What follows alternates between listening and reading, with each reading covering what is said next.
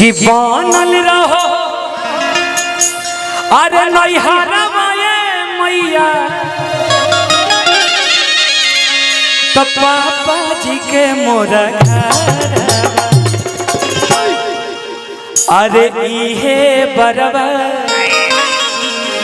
कि दी हो मैया अरे बनल रहो ससुर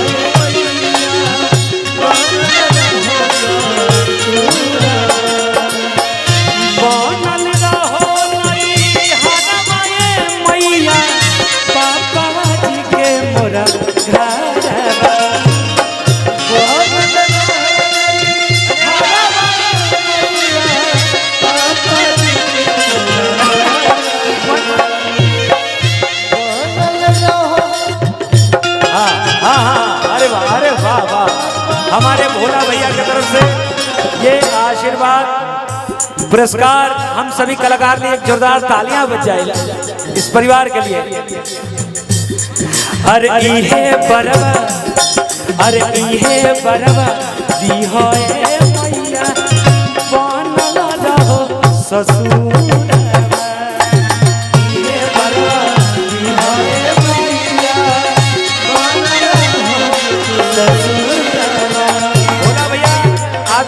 संजय भैया खड़े हैं और भगना जी भी खड़े हैं और ये घर के भोला भैया हैं, बाहर के विश्वामित्र भैया हैं। हाँ अरे इहे बरवा दी होए मैया बनल रहो ससुर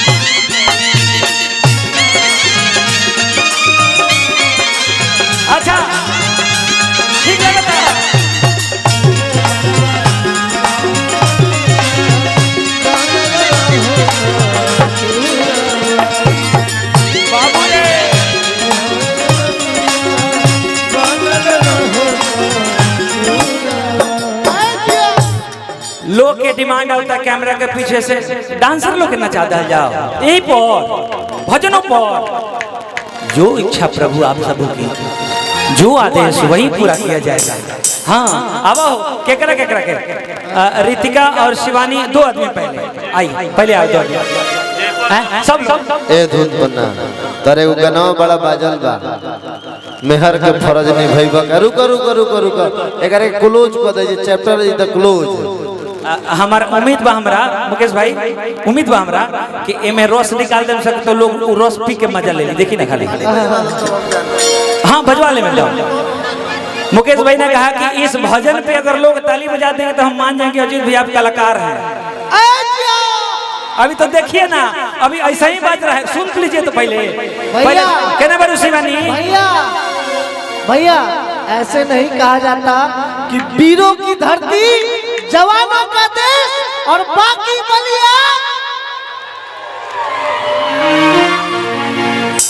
आवर रितिका और शिवानी तनियावा तो चक्रधार मार के बोलो तो दोनों जनी करे जा लोग देखा उनकर उम्र बढ़ा दे बेचारू के लास्ट टाइम चलता।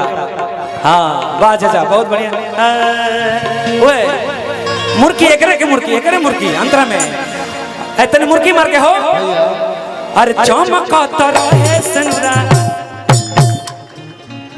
मुर्गा बनल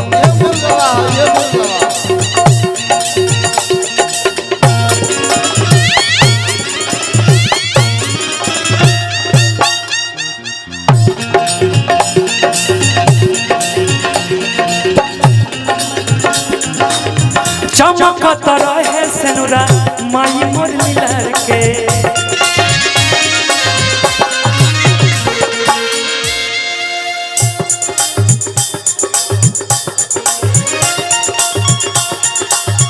छपरा लभाव में जीतनंद भैया छपरा लभाव एमे ज्यादा छपरा लभाव में ज्यादा खुदावे के नहीं थे, हल्का हल्का भीतरे मिसे के बाबा मिशन ना हां चमकत रहे सेनुरा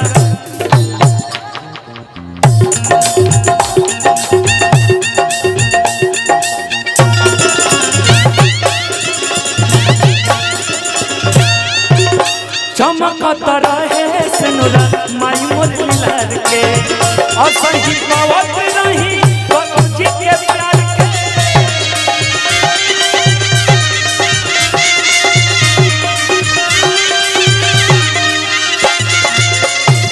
अरे बलम जी के प्यार के। नैहरा में भैया ससुर में रहा, नैहरा में भैया ससुर में रहा, खुशमरा लहुरा देवारा।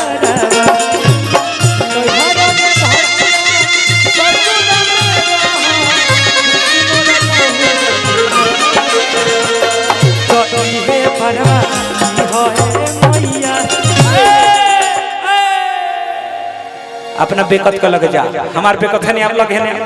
अच्छा तू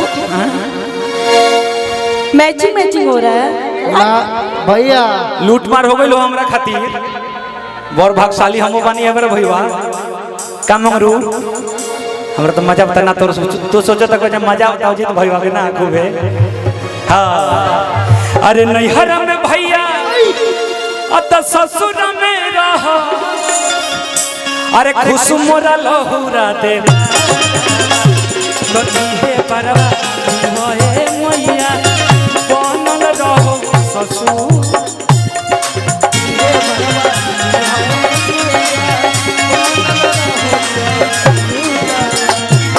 ये परवा होए मैया बनल रहो ससुर।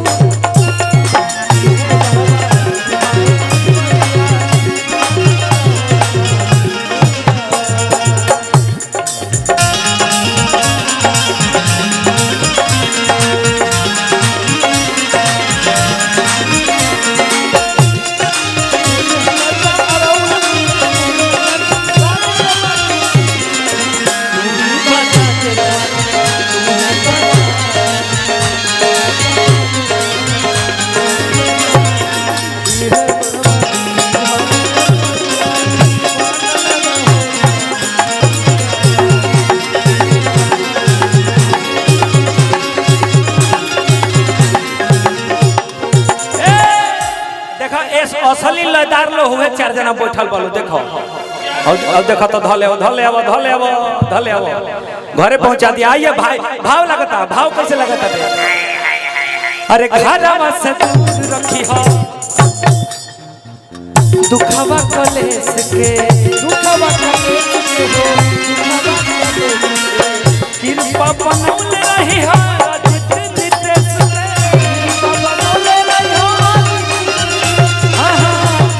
बनौले रही हम अजित निदेश पे। अरे अजित निदेश पे माई हो पुरई हो हिया राजू रही हो।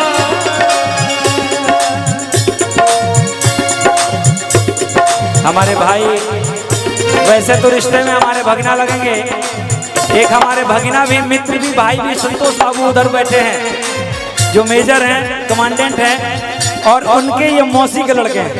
करेक्ट ना? है राइट ना? सही ना? मुझे बहुत अच्छा लग रहा है। ये पैसा तो एक खुशी जाहिर करने का माध्यम है, लेकिन रउरा आँख में जो खुशी हम देख रहा बनी मुस्कुराहट वो एगो अलग बात है। भोजपुरी के दीवाना, भोजपुरी के दीवाना हमार भैया संतोष भैया निवेश के पैसा न्यूज के हमरा माथा पर हमरा के दे रहल बा। माझी बांसडी हाँ बांसडी के संतोष भैया बहुत बहुत धन्यवाद। हाँ पैसा लेके नाचत रह सर आवत रही तो टेंशन मत बढ़िया खड़े आइल बनी सब।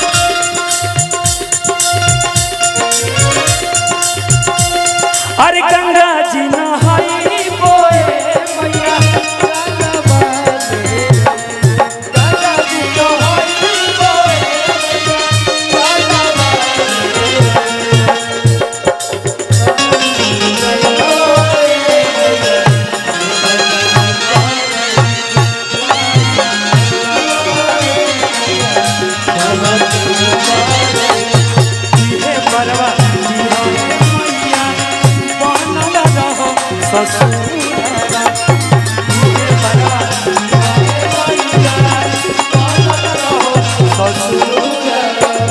अरे इहे बरवा दिहोए मैया बनल रहो ससुर उहे बरवा हाय मैया बनल रहो ससुरवा उहे बरवा हाय मैया बनल रहो ससुरवा